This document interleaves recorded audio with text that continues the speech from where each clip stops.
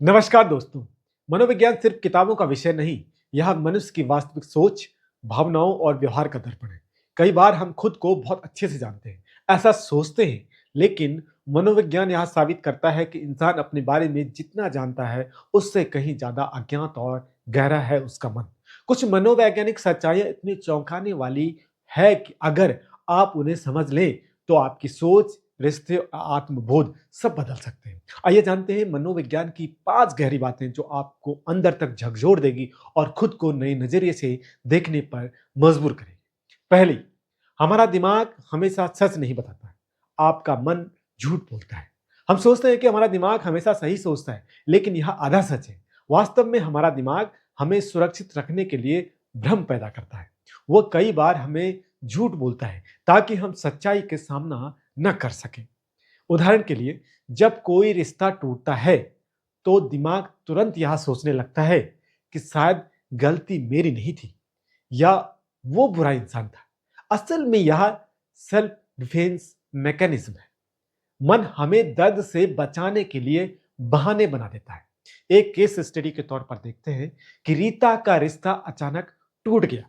उसने कहा, मुझे फर्क नहीं पड़ता, लेकिन अंदर से वह टूटी हुई थी। उसका दिमाग उसे झूठा विश्वास दिला रहा था ताकि वह भावनात्मक रूप से कहीं टूट न जाए। सीख ये है कि हर सोच सच नहीं होती, उसे परखना सीखो।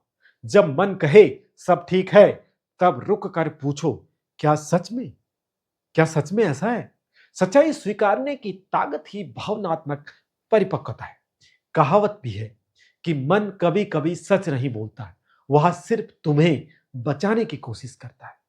दूसरी महत्वपूर्ण बात, इंसान वही याद रखता है जो उसे दर्द देता है। दर्द स्मृति बन जाता है। मनोविज्ञान शोध जो मनोवैज्ञानिक शोध हैं, वो बताते हैं कि हम दुखद घटनाएं खुशियों से ज्यादा गहराई से याद रखते हैं, क्योंकि दिमाग नकारात्मक अनुभवों को खतरे के संकेत के रूप में सहेजता है ताकि भविष्य में उनसे बच सके। उदाहरण के लिए, आपको सैकड़ों तारीफें याद नहीं रहेगी, लेकिन किसी एक व्यक्ति की आलोचना सालों तक आपको चुभेगी, क्योंकि दिमाग सेफ्टी मोड में रहता है। वो दर्द को बार बार याद करता है ताकि आप सतर्क रहें। एक केस स्टडी के तौर पर हम देखते हैं कि अमित बचपन में स्कूल में एक बार मंच पर बोलते हुए गलती कर बैठा। सब हंस पड़े। वह घटना 20 साल बाद भी उसे पब्लिक स्पीकिंग से डराती है। वह किसी के सामने बोलने से डरता है। यह ट्रॉमा मेमोरी लूप कहलाती है, यानी दिमाग बार बार उसी घटना को दोहराता है। सीख ये है कि दर्द को दुश्मन मत समझो, वह तुम्हारे अनुभव का शिक्षक है। वह तुम्हें कुछ सिखाता है। जो चीज याद आती है उसे दबाओ मत, उसे लिखो, उसे स्वीकार करो। जब तुम अपने डर को देख लेते हो, तब वह तुम्हें डराना बंद कर देता है। तीसरी महत्वपूर्ण बात, प्यार में दिमाग नशे की तरह काम करता है। Love is a drug. मनोविज्ञान के अनुसार जब कोई व्यक्ति प्यार में पड़ता है, तो उसके दिमाग में वही रासायनिक परिवर्तन होते हैं जो नशा करने पर होते हैं। डोपामाइन, ऑक्सीटोसिन और सेरोटोनिन का स्तर बढ़ जाता है, जिससे व्यक्ति खुशियों के नशे में डूबा जाता है। इसलिए जब वह व्यक्ति दूर चला जाता है, उसका कोई अपना जिससे वह प्यार करता है, जब वह दूर चला जाता है, तो उसके अभाव के कारण लत टूटने जैसा दर्द होता है, या लत टूटने जैसा दर्द उसे देता है। यानी दिल टूटने का दर्द सिर्फ भावनात्मक नहीं, रासायनिक भी होता है। उदाहरण के लिए, नेहा अपने बॉयफ्रेंड के साथ रोज घंटों बात करती थी। जब रिश्ता खत्म हुआ तो उसे बेचैनी, नींद की कमी और साथ ही साथ भूख न लगने की समस्या भी हुई। डॉक्टर ने बताया, तुम्हारा दिमाग विड्रॉल फेज से गुजर रहा है, बाहर निकलने के फेज से गुजर रहा है, उस ट्रॉमा से, उस समस्या से। सीख ये है, प्यार खूबसूरत है, पर अपनी पहचान किसी और में मत खोने दो। जब रिश्ता खत्म हो तो खुद को समय दो। यह डिटॉक्स की तरह बहुत ही ज्यादा जरूरी हो जाता है। अपने भीतर की कमी किसी और से पूरी नहीं होती, वो खुद से जुड़ाव से होती है। जब हम खुद से जुड़ते हैं, तब वो कमी पूरी होती है। चौथी महत्वपूर्ण बात, हमारा अवचेतन मन। सबकॉन्शियस माइंड 90% जीवन नियंत्रित करता है।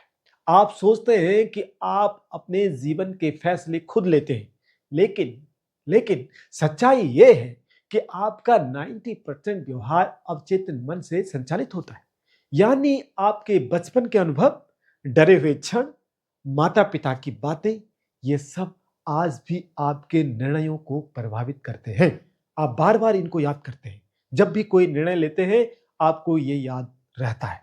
उदाहरण के लिए, अगर किसी को बचपन में बार बार कहा गया कि तू कुछ नहीं कर सकता, तेरा बस का है ही नहीं, तो बड़ा होकर भी वह आत्मविश्वास की कमी महसूस करेगा, भले ही उसके पास कितनी ही योग्यता क्यों ना हो। अब केस स्टडी के तौर पर हम देखते हैं। राहुल 30 वर्ष की उम्र, हमेशा निर्णय लेने से डरता था। थेरेपी में पता चला कि बचपन में उसके पिता कहते थे, गलती मत करना। ये अक्सर कहा करते थे उससे कि गलती मत करना। उसका अवचेतन मन आज भी उस डर से निर्णयों को रोक रहा था। जो वो निर्णय ले रहा था, उससे पहले वो बातें बार बार उसे याद आ रही थी।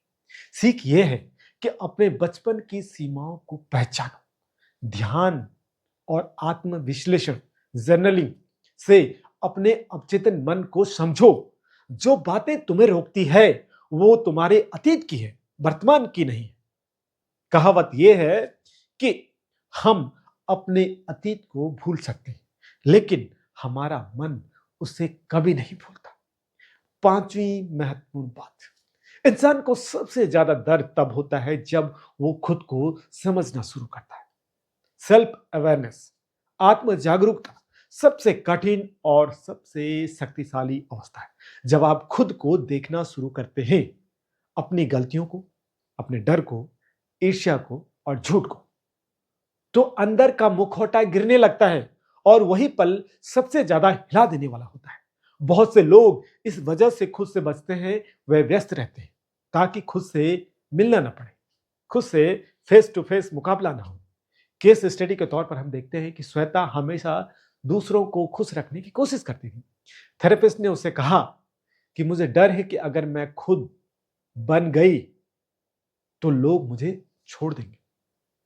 जब उसने खुद को समझा तो उसका डर टूटा और वह पहली बार स्वतंत्र महसूस करने लगी। सीख यह है कि खुद को समझना सबसे साहसिक काम है। आत्मज्ञान दर्द देता है, अपने बारे में जानकारी दर्द देती है, लेकिन वही सच्ची मुक्ति लाता है।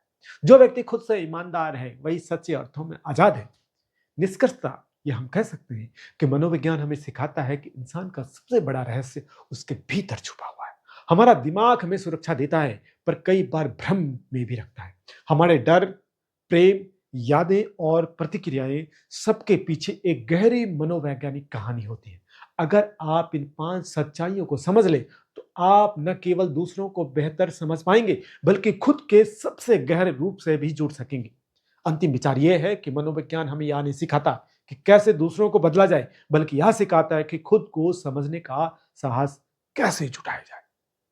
थैंक यू दोस्तों, चैनल पर नए हैं तो सब्सक्राइब करना न भूलें। नमस्कार।